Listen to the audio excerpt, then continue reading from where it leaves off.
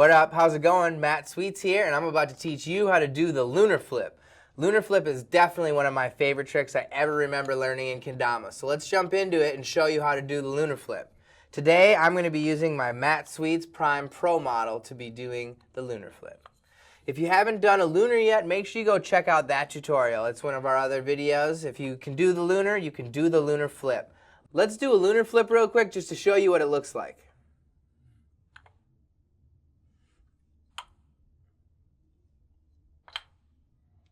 Just like that. Now, there's a few different things you're going to need to know in order to do the lunar flip perfect. First thing is getting a good lunar. Just like before, you want to make sure you have enough room on the area for you to land the lunar. That means you got to keep those fingers out of the lunar landing area as best you can.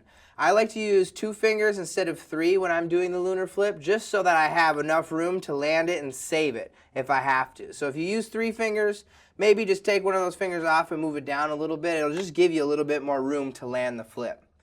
Now, one of the most important parts of the lunar flip is your knees. I don't know how many times I can say that in these tutorials, but I'm not going to stop. Because in order to land the lunar flip, you have to be bending your knees as much as possible. It's going to make it way easier to land the trick.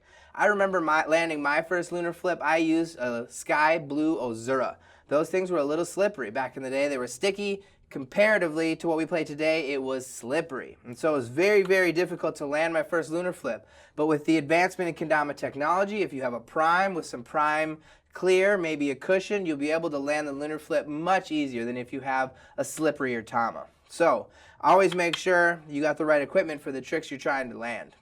So for the lunar flip, the other biggest part after we catch it is eyeing up that big cup as it comes around. Once that big cup's coming around, you want to try and get underneath it right as it's about to start going to 90 degrees, and then you want to help push it that last little bit to get it to the lunar position.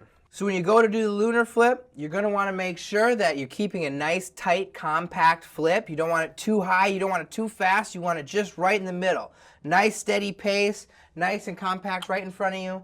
And again, bending your knees. But the next key is that when it's flying around, you want to make sure you get underneath it before you're actually landing the lunar. It just helps you kind of guide it and make sure that the lunar is nice and steady when you go to land it.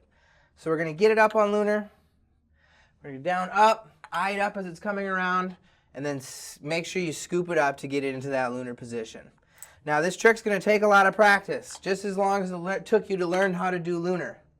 But it is a trick that is a lot of fun. But practice the lunar flip, get that one down, and you will be cruising on to some new, crazier tricks. You can do flips, you can do trays, you can do rovers. We'll show you those in some future tutorials. Thanks for checking out the lunar flip. If you like this video, go give it a like. Make sure you subscribe and comment any other trick you think we should do in future episodes. Thanks for watching. Now get to practicing.